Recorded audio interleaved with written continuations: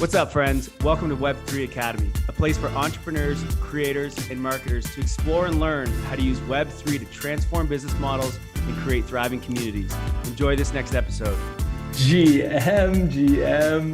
What's up, Web3 Academy? Welcome to another episode of the Doer Spotlight featuring Zeneca this week. I am Jaybird coming at you from Portugal currently, joined as always by my co-host, Kyle Reedhead. What's up, Kai?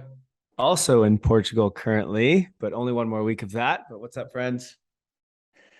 We are super stoked to have with us one of the leaders in the NFT space, Zeneca. Zeneca is a former professional poker player turned NFT project founder, investor, and educator. And he's really looked at as a leading thinker in the NFT space, followed by over 300,000 people for his opinions. His Substack is an incredible read on many deep thoughts and analysis in the space. And he's also the founder of Zen Academy, an NFT community that aims to create a safe learning environment for people discovering their place in Web3. And I am a proud holder of Zen Academy and the 333 Club. Welcome to the show, Zeneca. Thank you so much. What an intro. It's a pleasure to be here. Thank you for having me. We're so excited. Kyle and I were giddy with excitement leading up to this episode. So we always like to start with the rabbit hole story. But before we go there, I just want to explain a little bit of the overview for this episode. What we are planning to do is break down some mental models for NFTs. And we sort of have three mental models that if time permits, we'll hopefully dive into all three of them. First is building a business with NFTs, and particularly those are usually social community-led businesses. The second is using NFTs as a tool for your business or products. And the third is art and digital collectibles and how NFTs can support musicians and artists and photographers and creators in that space. But before we jump into those mental models, Zeneca, let's start with your rabbit hole story. Take us back to the beginning. How did it all begin? Is there somebody in particular that first pushed you down the rabbit hole? First of all, I love the name rabbit hole story. It's such a great term. And yeah, it perfectly describes, I think, almost all of us, how we felt getting into the space. So as you mentioned, I was a professional poker player. Before all of this, I did that. That was the only real job thing I did before crypto and NFTs. So I did it for about 15 years straight out of high school. Wow. I did go to university. I dropped out on 3 different occasions. I tried really hard. I tried like when I was 18. I went back after 6 months, and then I tried again when I was 30. I went to law school, just like, because I was looking for something else to do. And then like 18 months of that, I was like, no, all right, I've given it my all. It's just that life is not for me. So I first became aware of crypto in 2011, I think, back when Bitcoin, wow. It was really early. I unfortunately didn't buy any or get any personal exposure, but online poker became illegal in America, or like banned. It was very difficult to play because of some new law that passed. And then all of a sudden people like playing with Bitcoin, and these Bitcoin sites popped up. So it was on my radar then, but it wasn't until 2017 that when Ethereum came out and was gaining popularity, and that big bull run that gained a lot of attention, that's when I started getting more and more interested in it. I did a bunch of reading and research into Ethereum, and I was like, oh, this sounds awesome. This is way cooler than Bitcoin, smart contracts and dApps. You can do all this awesome stuff. But I didn't have like a deep technical understanding of it, and I couldn't really conceptualize the reality of what it would look like. And so I got really excited by it. But then when, and I just bought a bunch and I would talk about it. I was like, hey, this is really cool. But it's more of a case of like, all these really smart people love it and they say really good things about it, but I don't quite get it. So when the bear market came and like everything came crashing down, I was like, oh, all right, that was a fun experiment. Let's go back to poker, back to real life. I didn't sell though. I kept about, like 15 or 20 ETH I had in a hardware wallet. And, I held it all the way up to whatever it got to, like 1800 back in the day, and then down to 80. But then, yeah, early 2021, everything started going up again. And I was like, oh, okay, let me go check in on my bags and see what's going on. And I had some friends who they'd never left the space. They were like through poker, they'd stuck around. was actually friends of friends, like mutual friends. And one of my best friends, Jamie, who's actually the co-host of one of my podcasts, he asked me in February last year, do I know what a hash mask is, which was an NFT project that came out then. And I was like, I have no idea. And, we went back and forth. He was just figuring out about it as well. And that was my first reaction, or like introduction to NFTs. And as I started to learn about it, I was like, oh, this is clearly a scam. This is some Ponzi cult, because the way he was talking about it, and I think most people's first reaction is, oh, you can buy a JPEG for $1,000, but you get a rare one for $5,000. It seems so ridiculous. Even now, it seems ridiculous. Yeah, it does. And so there's a couple of weeks of just skepticism, and like honestly just making fun of our mutual friends, like, have they lost their money yet, et cetera, et cetera. But eventually did some reading. There's a very specific article by Packy McCormick, who has a Substack newsletter called Not Boring, called Power to the Person, or Power to the People. I always forget exactly what it was called, but it's about the creator economy, Web3, NFTs as these early digital assets and collectibles and pieces of art. And that's when it started to begin to click for me. And that's like when I started diving down the rabbit hole. And I've just been falling headfirst ever since. I'm still falling. It's just been a fascinating journey. I love it. Take us up to now. So because I think you have such an interesting background, but also what you're working on now is so applicable to making you a leader in the space. So tell us a little bit about ZenAcademy, and then also maybe a little bit about the consulting work that you do. And I know you said that you're probably doing 10 plus meetings a week with various projects. And so tell us a little bit about what you're working on currently. Yeah. So most of my time these days is devoted to Zen Academy, and within that, the 333 Club. So let me take it back a bit and like go to the origin story of Zen Academy maybe. Mm-hmm. And so last year, February, March, April, I was getting into crypto really first, and then NFT sort of took over. But originally it was like figuring out this whole crypto thing again. After a while, I settled on NFTs as just, so fun and exciting to collect. And I was trying to make money from it. I was failing at first, I think, as a lot of people do. Also, the market was not good. I think there was like a mini bear market back in March, April last year. But, I stuck around, and eventually things started going crazy and bonkers, and was able to flip. And, that was a really fun and exciting time, and I was making money. But it was not fulfilling. It was not rewarding. It didn't feel great at the end of the day. Like, as a poker player, 15 years, I never really reconciled the whole like adding value to society. Like, that was not something. The world does not need professional poker players. The world does not really need professional JPEG flippers either. Sure, some degree of flippers is great. You need liquidity and market makers and all that, but it never felt super good, even making decent money. But around, I think it was June, I started my newsletter, and I just started creating and writing on various topics across my newsletter and on my Twitter feed. And then I started the podcast with my friend Jamie, and I was just creating content, and like, it was resonating with people. People were appreciating it. They were liking it, and it felt good. When people were like appreciating something I did, it was like, oh, what's this warm, fuzzy feeling? This is nice. And I enjoy it. Like, I love writing. I love creating content. I love thinking about NFTs. And so I said, how can I lean more into this and less into the flipping?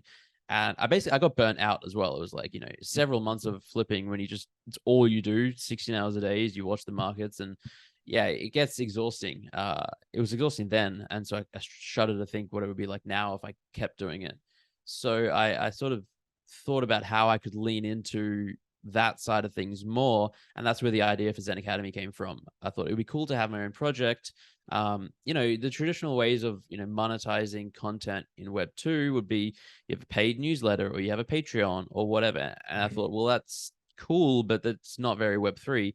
Maybe I can figure out a Web 3 way to sort of have a membership token, a community that is focused on where I can dedicate my time to sort of creating value, providing value and content, and sell these tokens as access or something like that. It was all very up in the air.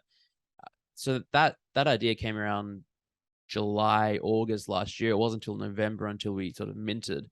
And then around September, October, I had sort of yeah, in the course of 6 months, it was just a crazy time, just really blown up in terms of following, and the whole space was going bonkers.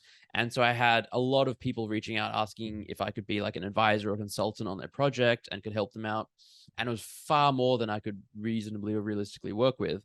And so the idea for the 333 Club came about, where I thought, well, what if I could sell another token, and almost like an experiment in tokenizing my time, where I might not be able to be a full-on advisor for all these projects, but maybe I can sell this membership club where I can help out like light mode, an hour here and there, 30 minutes here and there. But more importantly, the community itself would become this place for founders and builders to help each other. And so, yeah, but they both launched at the same time, November last year, Zen Academy and the 333 Club. And it's coming up close to a year now. I think it's 9-10 months, which is crazy. And it's basically what I spend most of my time on now. So it's thinking about how to, like, what's next for Zen Academy, how to create more content, better content, reach more people, help the whole onboarding process, because I think that's a wild, wild west area, as well as how to have fun and incorporate the community element, because that's a whole other piece. And we have plans for like a PFP and fun stuff like that. And then on the 333 Club side, like you mentioned, I chat with like 10 companies or project founders a week. It's probably 3 times that amount. Like, honestly, it's like I'll spend 2 to 4 hours a day at least talking to like 333 members. And then there's all sorts of other projects that I would advise and consult on. And I feel like it's an awesome way. Like, I love it. And I really enjoy talking to different founders and people with varying levels of experience in the space and with different desires, and I learn a lot. And so that's sort of how my time is divided up these days. Well, first of all, thank you for your service. I think it's needed in Web3 and in an NFT space as well. But I'm just curious. So, I mean, you're working with startups all the way up to like big corporations that are using NFTs, and we're seeing a lot of big brands and big companies that are getting into NFTs right now. I assume you're speaking with many of them. I'm just curious, like, what's that vibe like? Like, what are they asking in these meetings? Like, what are the questions? What kind of questions are specifically the big brands having? Like, I don't know, maybe what are their problems that they're having, or what are they thinking about? And maybe you can contrast a little bit about like a little bit into what that's, the startups are doing as well, or what they're asking. But if you can give some insights here, that would be really cool. Yeah. So one of the biggest things the big brands are concerned about is their brand, obviously their brand identity. And so like they don't want to do something that is going to damage their reputation. And a lot of the time, that's what happens. You hear about big brands or celebrities entering the NFT space, and it's like, oh, that's a cash grab. That's something terrible. And so they thankfully are taking the time to try and do it the right way and talk to people who are sort of in the space. And there's a very specific culture in Web3 in the NFT space on the blockchain, and it's difficult to understand that from the outside. And like a lot of the traditional Web2 models that are very acceptable in the Web2 space, like paid marketing and advertising and that stuff is like just a given, they're kind of like looked down upon in our space. So it's about one of the biggest things that the big brands are concerned about, that no one, like the smaller companies, aren't, for obvious reasons, is their brand identity and how to protect that, stay on brand, and do things that will enhance their, or if not enhance, like just not damage their reputation. And for the most part, most of them, they're not looking to, at this point, establish like an enormous presence in the space and like shift the majority of their company into Web3, because the world is not ready. But they see that there is just a shift and a tech movement. This new technology is coming up, and they don't want to be left behind. And so they're trying to experiment basically and dip their toes in and be like, all right, so what might it look like if our company did have a presence in the metaverse in Web3? And for a lot of these big brands, it involves setting up a new division and hiring people and figuring out the corporate structure and what roles and responsibilities and what areas of the business that would cover. And it's a whole thing. And it's literally, it's going to take years for some of them to, but they're just dipping their toes in now, which I think is smart on their behalf. And it's just very different to like a smaller company or a startup who might be looking to fundraise, or they need They really need to bootstrap a community and have a whole host of different reasons and problems and goals compared to a bigger brand. So it's yeah, it's fascinating just to talk to the whole spectrum and see the different approaches that people are taking.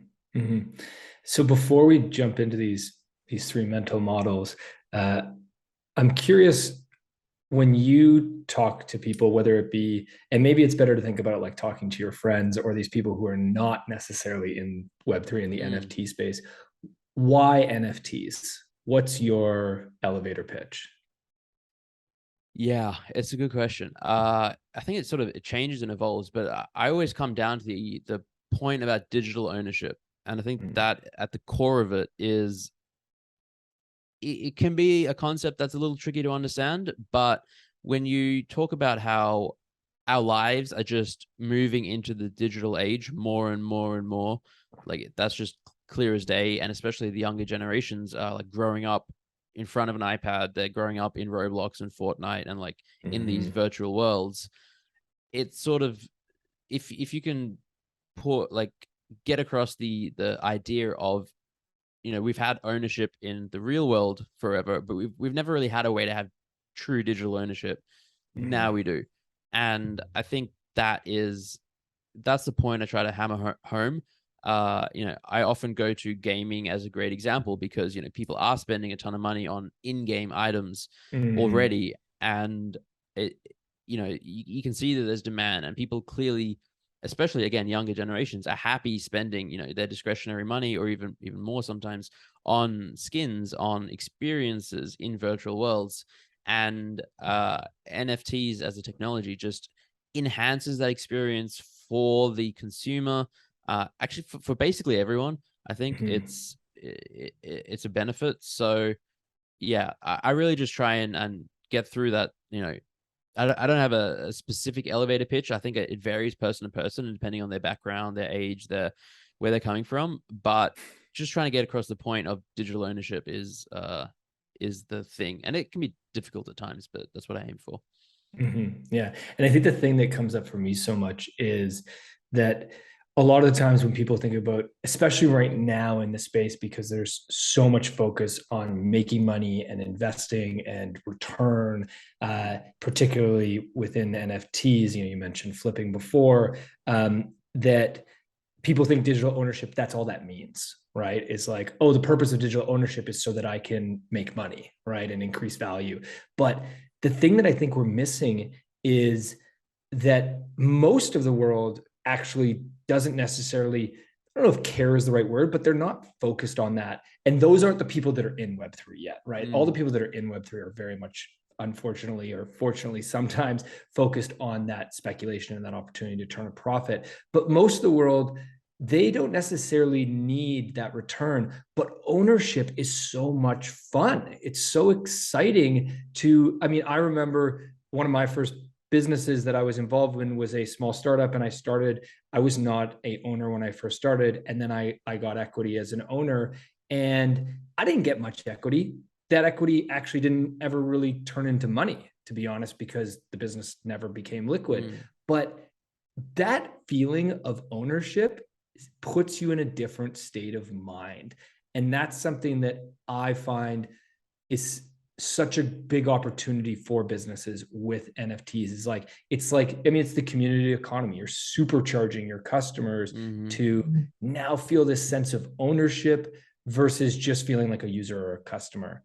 And I think there's just such a big unlock there. 100%. Yeah, I totally agree.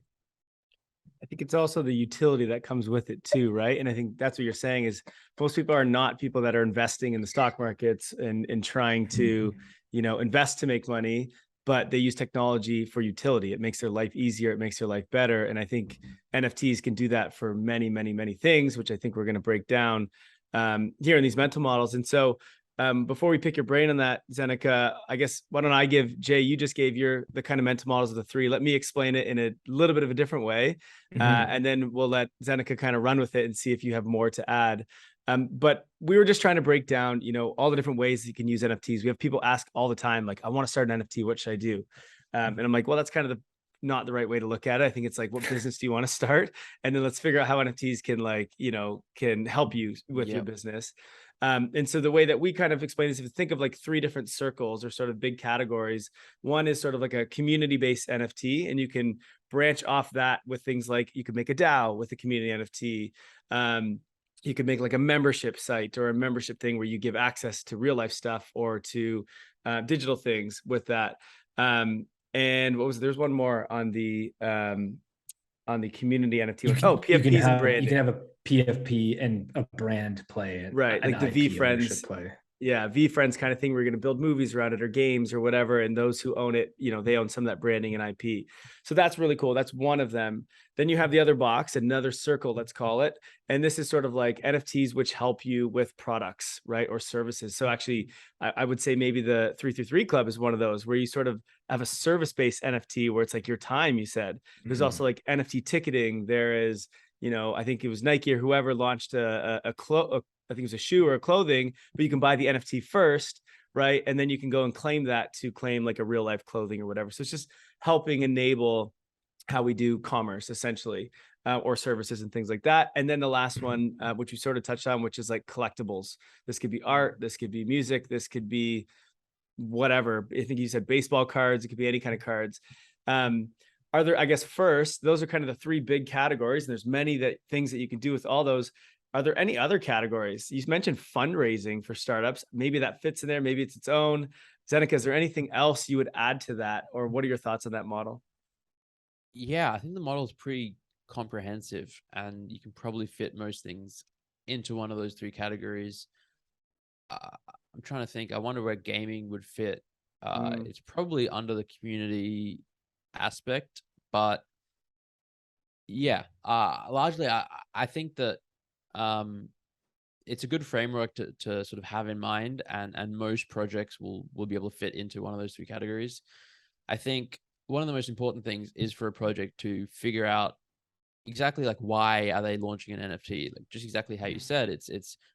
The wrong approach is, hey, I want to launch an NFT, let's do this. It's like, hey, I want to do this, how can NFTs enhance that experience? Or like, would they enhance it? In some instances, you feel that a lot of people are going around, they have a hammer and they're just looking for nails, and there's so many projects that, especially where we are right now, like NFTs make the experience worse, or they make it there's more friction.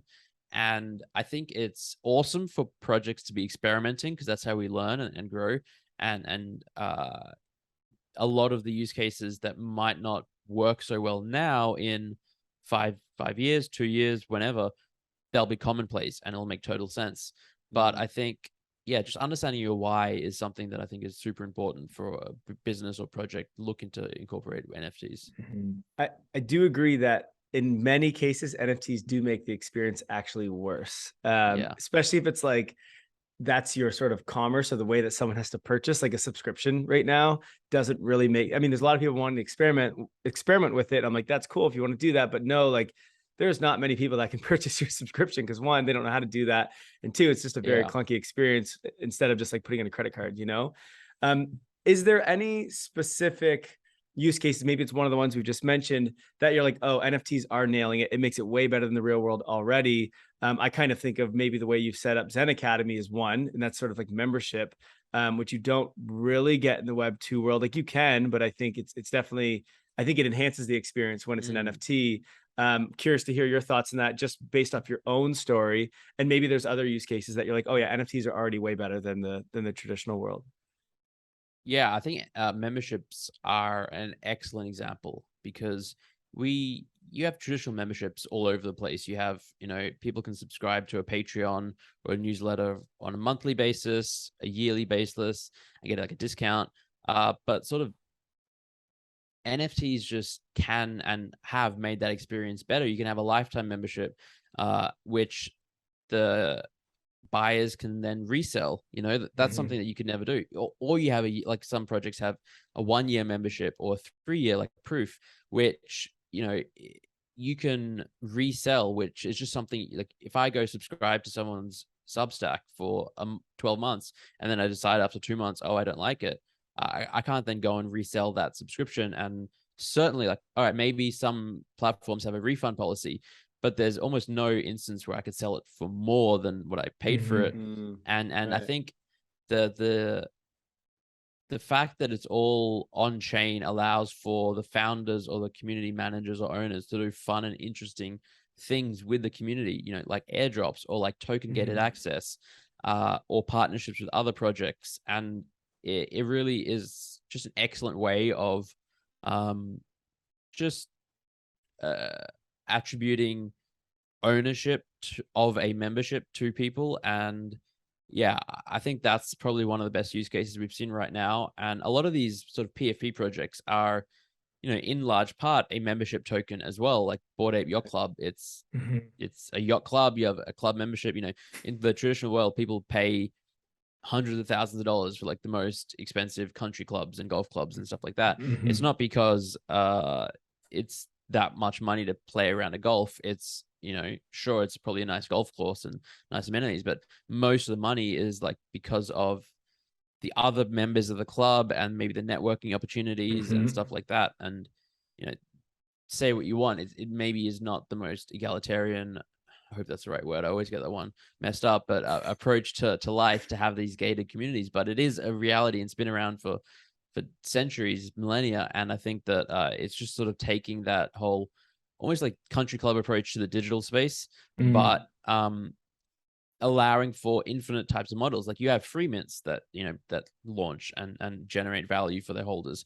And it's interesting because the members are so much more incentivized to build out the brand and the value of the club, because if they do it, then their token membership can go up in value. And so you now have these members who are also brand advocates if they believe in it. And I think that it's just a really powerful use case if done well. That's a good point, because if you are in, let's say, a golf club, you're not really incentivized for that golf course to be in good conditions or to have better things in the clubhouse. Like you don't really care. You hope they do, because you're like, well, I want to play here, but you're like, I could just go to the other one over there if this one, if they kind of, you know, stop taking care of it all. Whereas if you own some of it and there's potential that it could, your membership could go up in value and you could actually earn from it, you go out there, you start mowing the lawns and helping them. Yeah, exactly. I want to make sure that this is you're replacing those divots and you're taking good care of that golf club. Yeah, it's true. You might even do the opposite if you have a membership where you take advantage of it because you're spending so much money that you want your return, right? Like it's natural. Okay, let's break down these community-based NFTs and let's just dive into each one. And so first you mentioned membership in Zen Academy. Let's just dive into that one further a little bit, because the one question that comes up for me, and you're the perfect person to answer this because you have a 10,000 person community membership, is okay. So in the current subscription model for Web2, you have recurring revenue, which is really important to manage your business, right? So how does that translate into, if we look at the NFT side, obviously if you get more upfront, assuming you do not a free mint, you mint at some price. So you get more upfront. Is the royalty enough to sustain revenue? Is like, that's the one question that always comes up to me. I love the side of the community ownership that goes to your members and the fact that they can sell and continue to add value. And, you know, we've identified the benefits of that. But what about as the business owner? Is the revenue model make sense? And can you break that down for us? Yeah, this is an excellent question, and it opens up a giant can of worms, basically, and stuff I've been thinking about. Because I think the entire the structure of things right now is totally broken and I think unsustainable. Where most projects, Zen Academy included, in large part, rely on secondary market royalties to maintain revenue to pay for ongoing expenses. Like, yes, we did raise a decent amount upfront. It actually wasn't much for the Zen Academy portion. The 333 Club raised a lot more, and that's a separate kind of a separate thing because it's tokenizing my time specifically. But anyway, yeah, I don't believe it's enough, and I don't believe it's sustainable because, I mean, there's so many reasons. One is you're relying on turnover, and that's not exactly like, incentives are misaligned. You're hoping Right. people Yeah. sell, Right. which is not great. You, yeah, there's so much, like, royalties are not enforceable at a smart contract level. So there's this race to zero happening, I think, in real time, where we're seeing marketplaces now pop up with zero fees, zero creator royalties, and people are just circumventing the whole royalty aspect. And traders, especially the people who would trade high volume, I just would naturally want to do that. That is very much a cultural and ethos that's against that spirit. But at the end of the day, anonymous traders will go where the fees are lower, and because it's not enforceable on chain, I'm not sure that it's a long-term viable model. So that's another piece. And yeah, I just think that it's really important. So like with Zen Academy, I always had the idea that we'd launch and have a lifetime membership, but then maybe in the future we'd include a yearly token membership to help pay for ongoing revenue and stuff like that. That might be something we do in the future. Perhaps it depends on the landscape of where we are, what the market is like, what the demand is like. I think that I'm really, like, honestly, over the last week have been very actively looking for other revenue sources, or like just how we can bring revenue back to the business that is not reliable or reliant on secondary market activity, because it's very unsustainable. And so things like turning Zen Academy into like a marketing consulting advisory house, or offering services like contract auditing, Discord auditing, security services. There's a lot more, like there's so many companies coming into the space, and like I turn down like quite literally 1 to 2 advisory positions per day, or per weekday at least. And it just sort of, it seems like a lost opportunity because there's demand and people want that. And maybe I can't help and work on every single one, but I can work with people on my team. I could train people. We could turn Zen Academy into this place that helps businesses and generates revenue that is not reliant on turnover. So yeah, absolutely. I think the system is kind of broken. I'd be surprised. Yeah, it's a tricky nut, because and not all NFTs are created equal. I think for art, it makes total sense for there to be royalties, and for the artist to be able to, in some part, rely on that and have the freedom to create and be rewarded for their early work, which maybe they sold for very cheap, and also like that makes total sense to me. But then I think for these larger collections, the reliance on royalties, I'd be shocked if it's still a thing in 5 years, basically. Interesting. You know, it's interesting that your sort of solution of, okay, how do we continue to make this a sustainable business, is you basically, what you discuss is forming a DAO, right? If you get Zen Academy to start helping you with consulting service and things, maybe it doesn't call it a DAO, but it's basically they're helping you build a business inside of it. So now you almost are using your NFT to go into some form of DAO or contributor NFT, it seems like, which is interesting because that's one of the other arms of these sort of community NFTs. And I think what Jay and I were saying before we started this podcast is there's a lot of crossover between them. Because the other thing you could do is, let's say your NFTs had some design, you could start to build some branding around those, right? And now you have the VFriend style where you can create movies and games and things around those. I think what Bored Ape Yacht Club did, for instance, though, is they started with additional tokens. So they had Bored Ape Yacht Club, and then they went to, what was it, Mutinate Yacht Club, and then they even went into like launching a token, right? Like a fungible token. And so like they've just consistently launched new things to generate additional revenue. So I mean, that's another option, I guess. I don't know if that.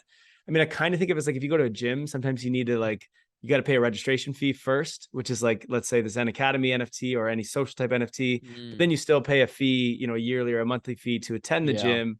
And maybe that's kind of where it goes. And that's your secondary token. Just thinking that.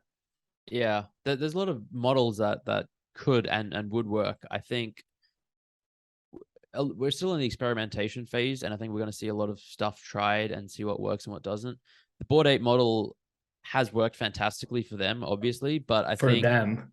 there's probably about quite literally at least 1,000, maybe 10,000 projects that have attempted to emulate it, Yeah. and it just doesn't work because there's no demand, and it's pointless to launch a secondary collection if there's not demand, if the floor price isn't sufficiently high in the original collection, and it's sort of like band-aid solutions to my mind. So yeah, every project is different, and I think that we need to innovate and think about just new models, new mental models.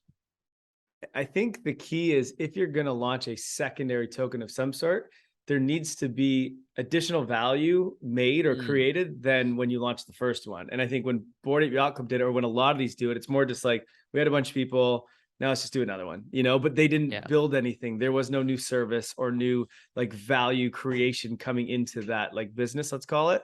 But it's so long as you continue to grow that business, whether it's creating more revenue streams for it or more access into different events or something, then it's like, that's why I feel like when you could do the secondary thing, and now it's more like a VIP thing, or it's more broad. Either way, depending on which way you want to go with it, that's the only way I can kind of see it. But you need to keep innovating, otherwise these secondary tokens make no sense. Yeah, no, I totally agree. It can work if there's crazy demand and people want in, but for the most part, I think figuring out that utility piece and that's such a tricky nugget. And that I really think more projects should be, and to their credit, a lot of them are now thinking about alternative revenue streams, and maybe the bear market was like a wake up call to some. Yeah, but definitely.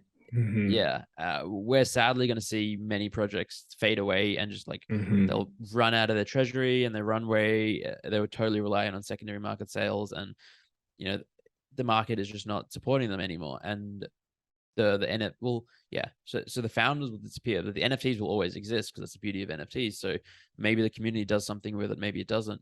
But I really think that looking for alternative revenue streams is super important if you want to build a sustainable business in this space that's reliant on this space. And a lot of projects can be reliant on Web2 revenue and like have their Web3 presence and can afford to support it because they're trying to reach, almost like use NFTs as a funnel to bring people back to there. And I've seen models of that as well, where a project will have an app in the App Store and have like subscription-based service, and they're happy to quote unquote lose money on the NFT department or division or strategy because it's almost like marketing, and it's community building, and it will reach a wider audience, and those people will hopefully pay for their subscription, and so they're making money in fiat, and maybe they're losing a bit in the NFT space because it's there's a lot of different models.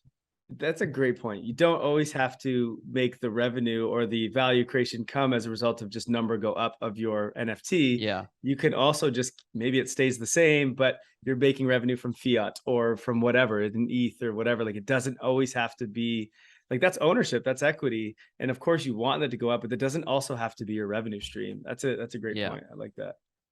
Yeah. And I think using a traditional model we talked about, country clubs, is there is always an upfront fee to join the registration, and then there's dues, right? And that does make a lot of sense to me. There's two different models that I think country clubs have for revenue. One is dues, which are usually annual dues to maintain your access, right?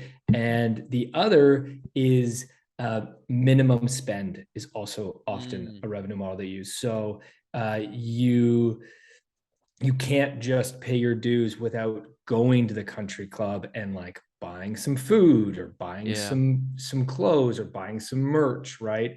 And country club is probably not the greatest example because I don't think that is spreading equality in the way that we want. But this idea of there needs to be, which I think is really interesting. It's so interesting to hear you say that you think it's broken. There needs to be other forms of revenue is really powerful. Okay, I'm going to move us on.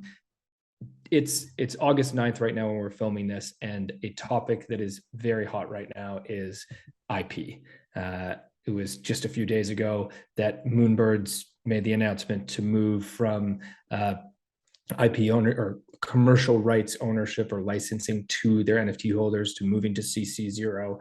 What's the relationship between NFTs and intellectual property?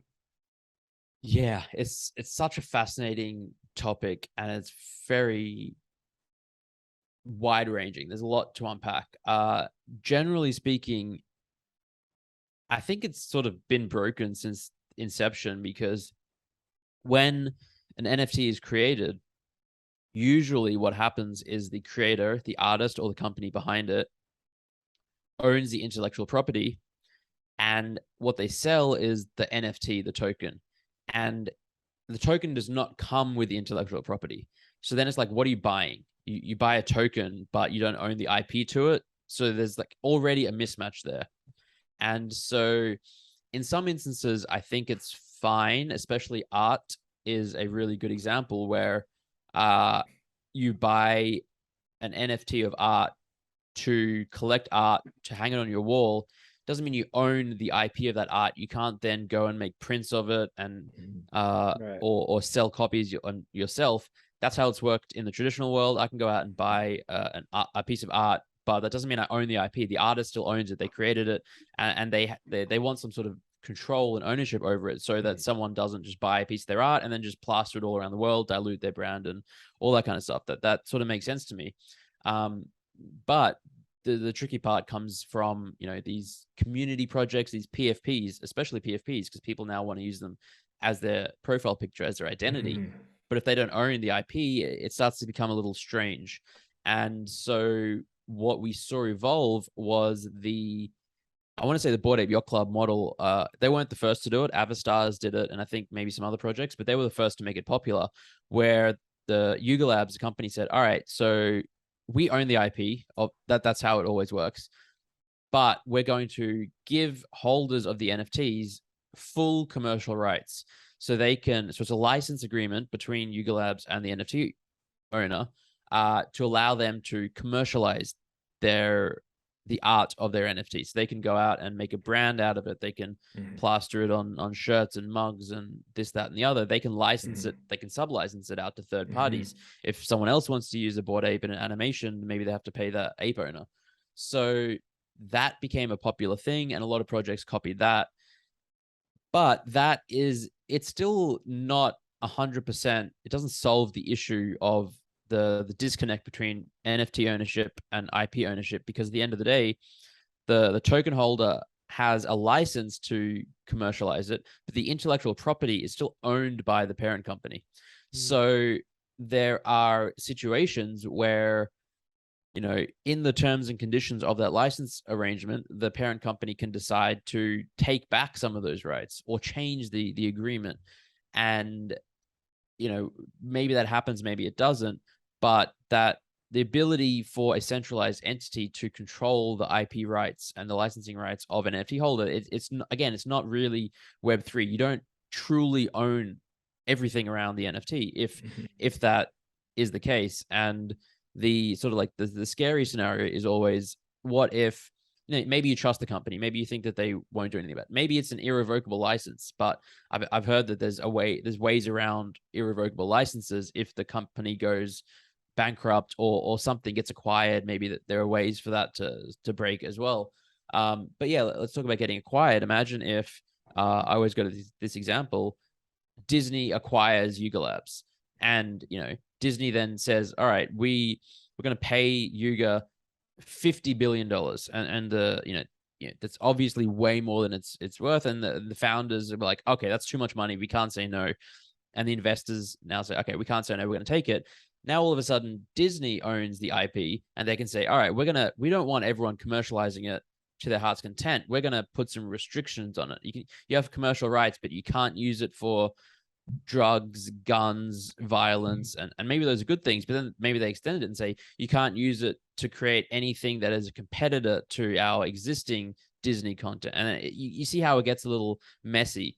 So a solution to this whole problem is where CC0 comes into play. And many projects now, I think it was popularized by the Blitmap project in August 2021, they said the founder, Dom, recognized this disconnect and mismatch and said, all right, what if it might have been Nouns, actually Nouns DAO that did it first, but either way, there's a few projects that did it around the same time. They said, well, what if we just relinquish the intellectual property rights and ownership, so we no longer own it, we'll put it into the public domain. And that's what CC0 means. That means that anyone in the world can use the underlying assets to monetize, create a brand, do whatever they want with it, and nobody has any legal recourse to ask them to take it down, to ask them for financial compensation. There's no need to license a underlying asset. You can go and do whatever you want from it. And it sort of solves that issue of the mismatch of ownership between the centralized entity and the NFT holder. And the goal is also that by doing so, you allow this freedom and flexibility for anyone to build upon these assets and build up the brand. Like there's very little reason for, like, if I wanted to create a comic on the NFT space, for instance, I would either have to own the NFT characters I want to put in the comic or license them. Like if I wanted to put a bunch of Bored Apes in the comic, I would need to license the rights from those Bored Ape owners, or get their permission. Like maybe they're happy to do it for free, but you still have to get the permission. Whereas when it's CC0, anyone can be creative and be like, I would love to create a story. Like this NFT space is fascinating. Imagine like a futuristic, like a story set in the 2200s. NFTs have proliferated. They've come to real life. And I want to see what, like, a war between Bored Apes and doodles and like this world, this really creative imagination. It's very difficult for them to create that as the current standard. But what they could do is they can take, all right, well, now we have Moonbirds. They're in CC0. Now we have blip maps and nouns. I'm going to create this universe using these characters that are in the public domain and build a story out of that people they recognize the brands, because a lot of these are brand household names in the space now. But I don't need to go through the whole rigmarole of licensing and paying for it. And, you know, it's a whole can of worms. And it's a fat, like, again, I can talk for hours and hours on the topic, but yeah, maybe one last thing on the public domain thing. Two last things. First is there are a lot of works that are in the public domain now that people have built upon. And so generally speaking, IP will go into public domain, I think after like 75, 100, 125 years of creation, or maybe after the creator of creation and after the creator has passed away. Like there's some rules around it. They change a bit, but things like the original fairy tales, they're all public domain. The entire works of Shakespeare, public domain. Sherlock Holmes went into the public domain, I think like 10 or 20 years ago. And so we saw this explosion of Sherlock Holmes movies and TV shows, whereas prior to that, there really wasn't much. And then, you know, over the last 10 years, there's been at least 2 TV shows that I know of and multiple movies. And that's because they didn't have to license the rights. It was like open season. Anyone can create it. And I would say that the value and the brand awareness of Sherlock Holmes has exploded. Like way more people know who Sherlock Holmes is now than I'm sure that they did in the early 2000s or the 90s. If Sherlock Holmes was an NFT, I would imagine it would go up in value. And I think that's an interesting use case of it. But yeah, and the second point I wanted to make is that because even if the underlying assets are public domain and CC0, if someone creates something on top of it, the new creation is not CC0. So you can still hold the intellectual property rights. So all of these Sherlock Holmes movies, TV shows, the IP rights to those are owned by the movie studios that created them. Just like Disney owns the IP to their interpretation of Snow White. Like anyone can go out and make a Snow White character or a movie, but if they use the exact same, like, what is it, blue dress, gold hair, or whatever, then all right, maybe that's infringing on Disney's interpretation of it, but you're still free to use the underlying character Snow White. So with a lot of these NFT projects going CC0, you can still build a brand on top of your own NFT if you want, or anyone, and you can protect that and own the IP rights to that. But anyone can use the underlying assets to do something in a different area. Yeah. So when it is fascinating. It's very fascinating. I feel like we're going to see this continue to just like adapt and as we go. But okay, so if you go CC0, then they're not entitled to any revenue that comes in from, let's say, a movie was made or a story or something like that. Why does the value of the NFT go up? That's what I'm just trying to figure out. Is it because it now it moves from our first category and goes down to like a collector's item? And now it's like, oh, you own the, like, whatever it is, like the Mona Lisa kind of thing, you know? And like, is that why? Or I guess, like you said, there are some ways where you can start to have IP, and that could obviously do it. Just curious though, if it's full CC0, you don't have any revenue generating from that. What do you think? I would say it's probably two things. One is definitely the collector's item. If the brand continues to grow in awareness and more people know about it, it's very much a collector's item, and people will absolutely pay massive premiums for, like, you look at some of the early comic books and, you know, you get the exact same comic, but it's just a later edition. The original is worth more. Plus it still acts as a membership token. Like it doubles, it doesn't eliminate that. And so there is, so you still have all the utility that the membership token entails you to or entitles you to, and the company behind it can drive value to that community as well. And especially if the brand blows up, maybe there are opportunities to monetize it that are different to like licensing it directly. And I mean, honestly, I would say the very few people are monetizing their NFTs at this point. Very few. Yeah. It's minuscule. It's not zero though. Like, especially like Bored Apes, there have been a lot of like medium sized licensing deals, and probably like a small handful of very lucrative ones. But for the most part, it's just not a thing that's happening. And if a big brand wants to create a story around a Bored Ape, they're far more likely to just buy the ape. You know, if Disney comes along and says, "Hey, we want to create a story," they're probably not going to pay someone and to license it. You know, what if that person that they license from sells the Bored Ape, and like it gets messy, and it's like they would probably prefer to just buy the ape outright and have their own control over it. And so CC0, I think, starts to make more sense as you unpack it. But yeah, there's all sorts of other issues. Like you can no longer protect the brand, where if someone takes the underlying asset now and creates a a hate speech video out of it, or really heavy into like drugs and violence, and like taints the brand, or like quote unquote taints the brand that way, that you can't really protect it. But I think that it's less of an issue in that area than most people think it is.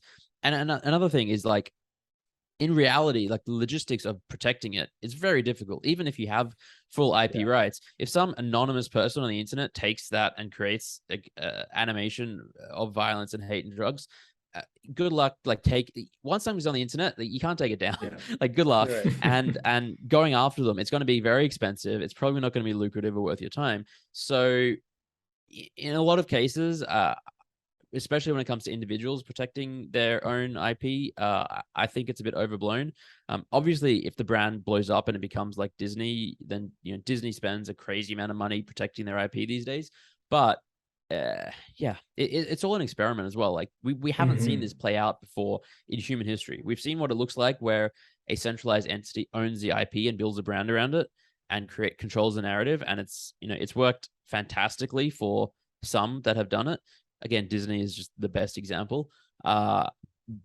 Nintendo is another great example. And we have not seen what it looks like where it's sort of in the public domain from very early on, and then the community is free to just build upon it and go crazy. I'm really fascinated just to see how it all plays out. So let me ask the direct question. Do you think Moonbirds made a good decision? Yes, I think that they did.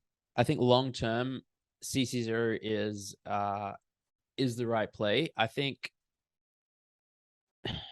they were in a really, really tough spot. So the way I look at it is, obviously the best time to have decided to make Moonbird CC0 would have been prior to launch.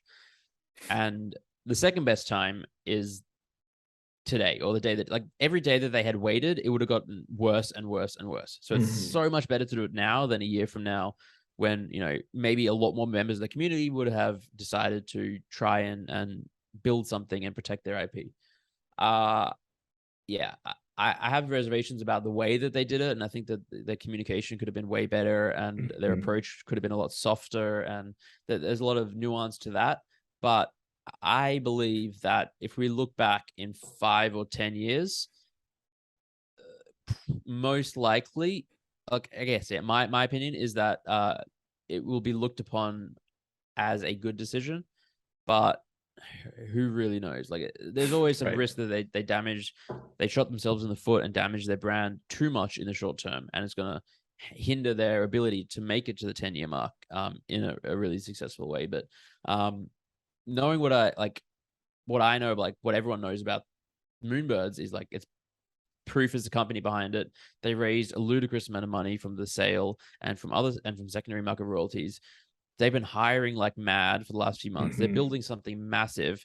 So it's, if everything that they build plays out and, you know, Moonbirds become a household name, I really think that, you know, as a collector's item, as a early piece in the proof ecosystem, as a membership token and with utility, I think CC0 or the previous way, it would probably is going to be a successful project.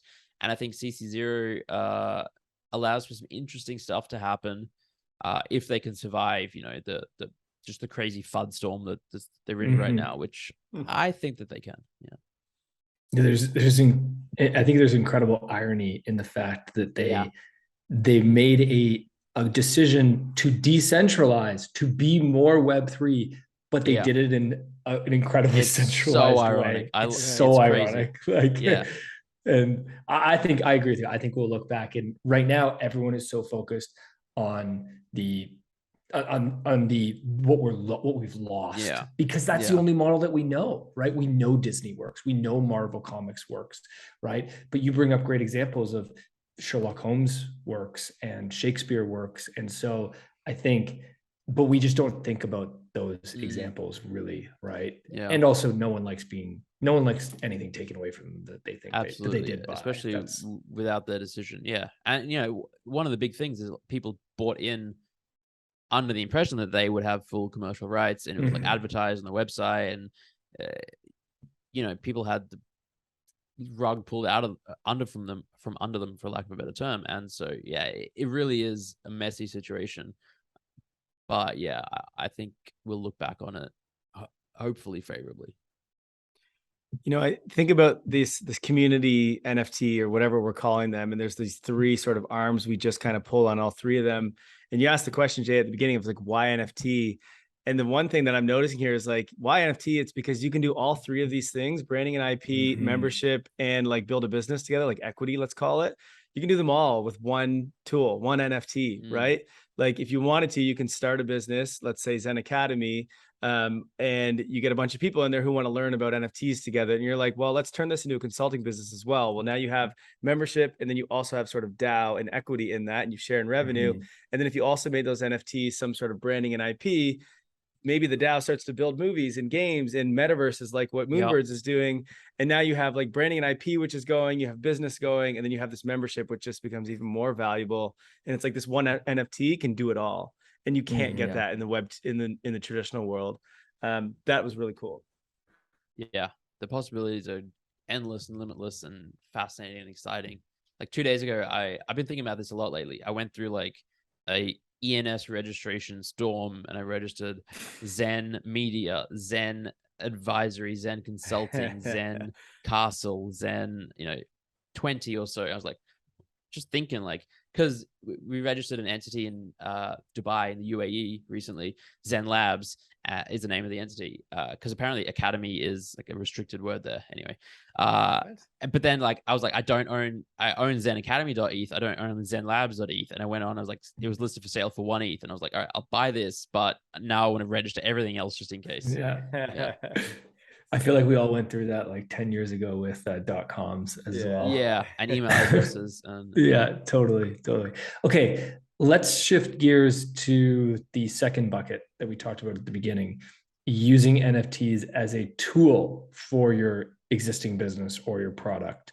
A couple examples of that off the top are physical goods using an NFT. So you buy the NFT and then you get the physical good, or you buy the physical good and then you get the NFT as a collection to show that you were one of the first purchasers of it. I mean, I can imagine if when Nike first dropped the first Air Jordan, if they had an NFT with that, like a cohort NFT almost, and you were one of the first purchasers of an Air Jordan, you could show that you were one of, like, that would have incredible value and would also build really cool community and would be would fit with the ethos of the space. Another example is ticketing is a big, a lot of people talking about ticketing. What do you think about using NFTs as a tool for your business product? Are there any other use cases that you've seen? Yeah, no, I think it's something we're going to see way more of, and I think it's such a great way to use them. Starbucks recently announced that they're implementing some sort of Web3 metaverse NFT strategy thing. I don't know the full details. I don't know if they've been announced yet, but over the last week or so, and I think this is just I've been talking for like, I think a year now on how eventually we're going to have everything will be NFTified, like your loyalty cards, your reward cards. You go to your local coffee shop, you have currently you get cardboard card, you get 9 stamps, you get your 10th coffee free or something like that. There's no reason for that not to be an NFT in some form or another. And I think Starbucks has such a tremendous, I really hope they do this, I don't think they will, tremendous opportunity to do something really cool where they launch 1,000 NFTs and whatever the price is, 1 ETH, 5 ETH, maybe less. But the NFT entitles you to 1 cup of coffee free per day for life, or maybe for like a year or 25 years, or would probably need to be some time limit. That is a great use case of the technology. You can't, there's no way to copy, you can't like fraudulently copy that. There's no counterfeiting that type of thing. And imagine just the impact that would have if there's now 1,000 people around the world going to Starbucks every day with their friends, and every day they get a free coffee and a free coffee, and it's like, how, why? Oh, because I have this NFT. Oh, what's an NFT? How does that work? That's cool. Just the possibilities are crazy, and it seems like a win-win-win-win-win situation. And I think we're going to see more of that across all sorts of areas, like discounts, reward cards. The possibilities really are endless for companies to include NFTs as a way to add utility to their ecosystem. I think about, when you say that, do you remember when you used to go to restaurants or like ice cream shops, and it was like every time you'd get one or you'd buy one, a lot of times it was at coffee shops, they would like have this little piece of paper, a card that you keep in your wallet, and they would like stamp it, and then you got to get like 10 stamps and you get a free one. It's exactly. like that's great and all, but like you could just, oftentimes people would lose them, or they'd go in the washing machine and then they were done. And it's like, there's an obvious NFT just makes way more sense than that, right? Like 100%. why wouldn't you do it that way? Imagine it just keeps adding up as well. It doesn't have to be after 10 you get one free. It could be after 1,000 you get a month free or something crazy, and then that NFT accrues value over time. If you move across country, you could sell that to someone who's renting your apartment or buying it from you, and now you've got like just this value transfer, and maybe there's like a 50% royalty or something, so like the company's happy. And although this gets back to the whole royalties are not enforceable on chain, and people will circumvent it, but there's all sorts of cool stuff you can do, absolutely, and we're going to see it all. The other one go ahead. Okay, the other one I think about is kind of like supply chain issue and inventory management. Is like, let's say I'm Nike or whoever, and I want to launch some collection of shoes or t-shirts or whatever, and I want to get really innovative and creative with it. Well, instead of me like making 1,000 shirts or 10,000 shirts, because I don't know how many people want to buy this, I can just go and do it as an NFT first, and then have the people go and buy them that are interested because they're my super fans. And then I know there was 11,000 people. Okay, I'll go make 11,000 of those shoes or those shirts or whatever. And now I don't have a bunch of inventory sitting there that didn't end up selling, or have, it's late because there's some supply chain issues and whatever else. You can just do it without hurting the environment at all. You just do it digitally, and then you can go and they can claim it and collect whatever it is that you're selling. I think that is a huge unlock for like fashion and just brands in general, which you can do across any domain, not just clothing or shoes. Yeah, 100%. That's another really great example. And we're going to see so much. Do you have any like businesses that are talking about doing these kind of things, or are they mainly on the other side of like the community NFTs? Because that's what we see in the space right now. Is like everyone's launching a 10,000, collection or whatever, or art. But are you talking to many that are trying to do these sort of more product? I think it's more innovative at the moment because there's not many people doing them. But do you have those discussions? Yeah, I would say like the vast majority of my conversations are not people trying to launch another PFP project or something like that, which is Okay. awesome because I get really crazy yeah. bullish hearing all the different things. Like every day, I've never been more bullish basically because of all this cool stuff that I see. And I guess specifically in terms of like the supply chain, I don't think I've seen that use case yet, but certainly a lot of people who are merging digital and physical. Phygital is the word. I hate it, but it's going around. There's another one I heard, like DigiFizzy or something. I don't like either of them. We need to come up with something better.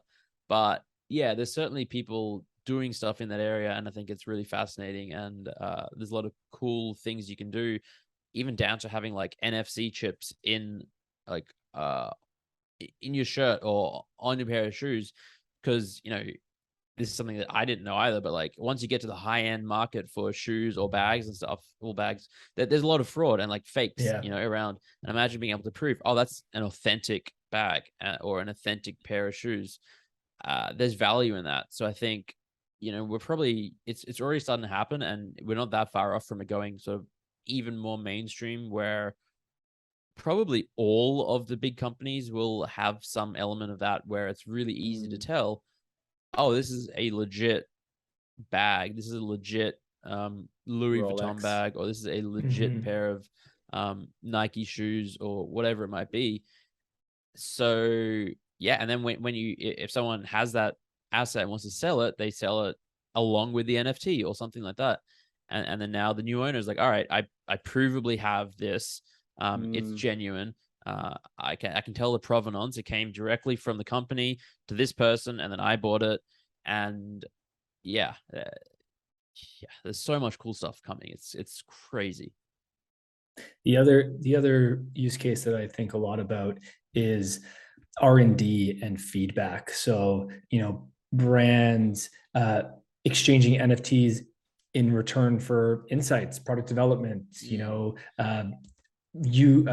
some sort of customer focus group, right? And then as a result of you participating in that, the NFT could unlock early access to 100%. the product or to releases, or maybe profit sharing as part of it. And that's an opportunity for a brand to also maintain a key relationship with somebody who really understands you and what you're doing. And then I think that could extend even further to education and customer support, right? Like we talk about so much about education in terms of Web3, but like every brand out there, especially tech companies, they need educators who are out there teaching others. Like the best example I can think of is Webflow is a platform used to no code build websites. And they have created such a powerful community of people who are producing videos and teaching others how to use it. Notion would fit into this as well. Airtable, like a lot of these no code tech tools, they really require their power users to go out and to educate. And so whether it be you get an NFT in return for, being a part of onboarding into their community or providing support, and that's way better than an employee doing that, right? Like, because you're an active user. Or that could extend into content submission too. Maybe, you love a product so much that you submit content like short videos or reviews or tutorials, and in exchange, you get a loyalty NFT for that, which really just creates this incredible marketing flywheel, right? Yeah. So yeah, I think there's so many cool use cases. It's so true. On the first piece, I think, that's a fantastic use case, because currently what happens is like a company will want to survey a lot of people, and they'll be like, all right, we're going to send out surveys. If you respond, you'll be entered into a raffle, and the winner will win a $50 gift card or something like that. Which is cool and great. But yeah, NFTs allow for so much more creativity and value creation there. And on the second piece, there's a website, curious.xyz, which is kind of already doing that, where it's created by some friends of mine, Ben and Mai from Curious Addies, are actually in the 323. And it's basically, they created a site where anyone can go and ask a question about anything that they want to know in the Web3 space, because everyone has questions all the time. And then they have people there, community members, who will answer the questions. And as an add-on, everyone who answers questions can get an NFT, which is soulbound, so it can't be traded. It's locked to their wallet. And every time you answer a question, the metadata updates. And so you can see how many questions you've answered. You can see how many times people have thumbs upped your responses.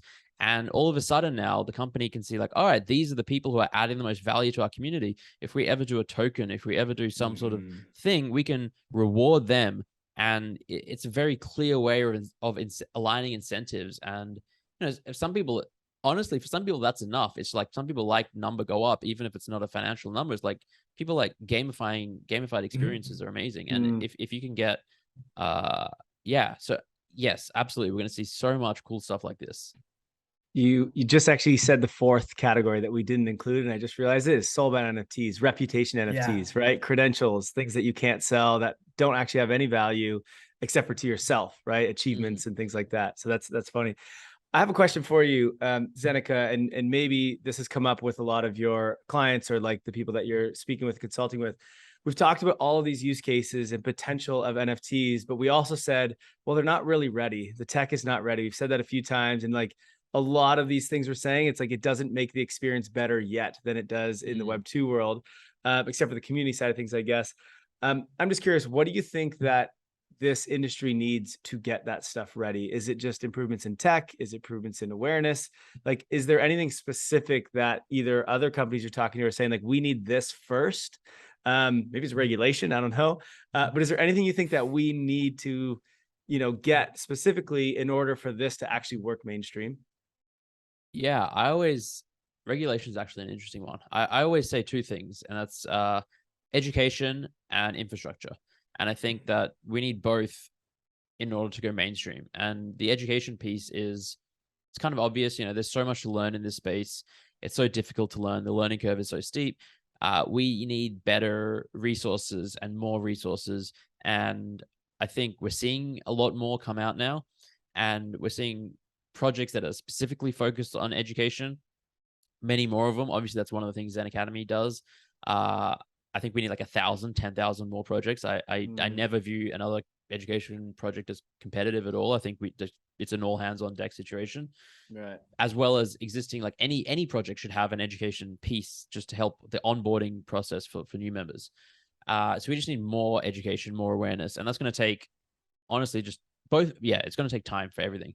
And the other side is infrastructure. And I think that, it's so difficult to use just the technology right now, MetaMask, understanding gas and the tech and the security issue. People are getting scammed left, right, and center, and the ownership and seed phrases and OpenSea and decentralized finance and Uniswap and liquidity pools. It's all really technical. Get a headache just hearing all that. Exactly. We need to abstract, and layer twos and the merge, and we need to abstract the tech away and make it, I always say, we won't be mainstream until it's at the same level where it is now, where my 97-year-old grandma and my 8-year-old niece, they can get out an iPad and they can, go to the App Store, download an app, play a game within 30 seconds. And they have, like, they're interacting with cloud computing, mobile computing, all this touchscreen technology, this crazy stuff, which they have no idea how it works, but it's seamless and like it works and it's an easy experience. And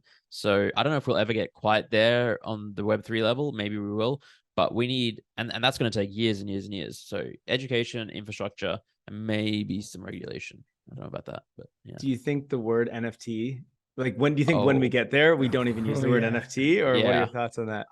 I think we probably don't use the word NFTs. We're already seeing a shift, like Instagram unrolled NFTs. I think they call them digital collectibles. Coinbase did digital assets or something like that. And it's got such a negative stigma, but it's also just a technical term, like non-fungible token. What the hell does fungible mean? Most people have no idea. I had no idea until this. Yeah. It's funny that people get so angry about it. And it's like you said, it's just a term. That's it. It's a protocol or like a contract, I guess. And it's like, everyone just gets so mad. And it's like, just relax, people. It's just a term. Yeah.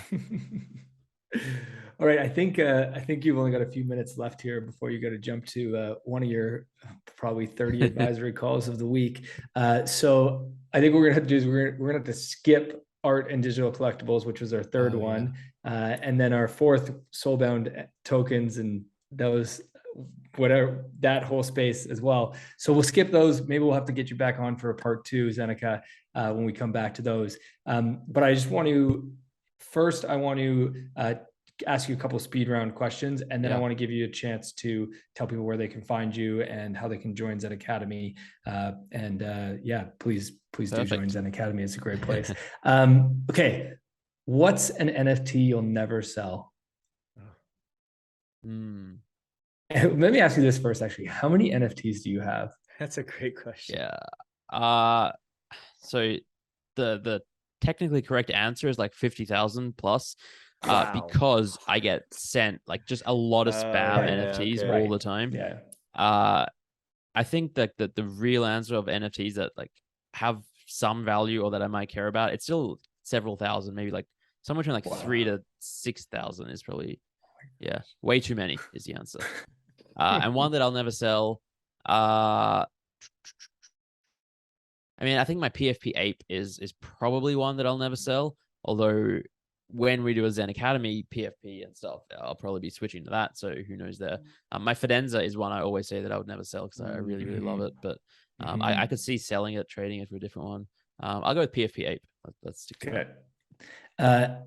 Any upcoming projects that you're following and excited about? Not really.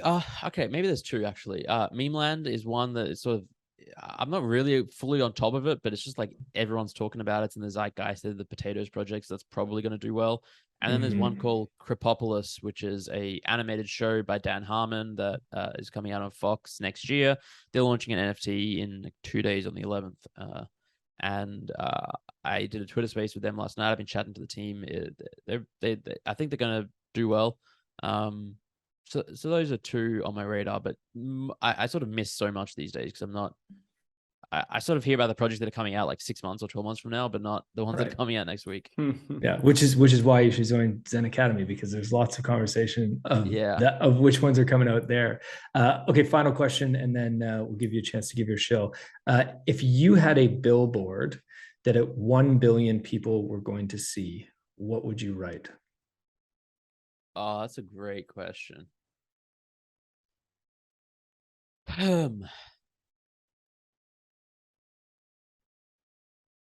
Such a hard question. It is a hard question. My brain went all over the place. It was like, do I try and teach people about Web3 and NFTs? Probably not, because 1 billion people are gonna.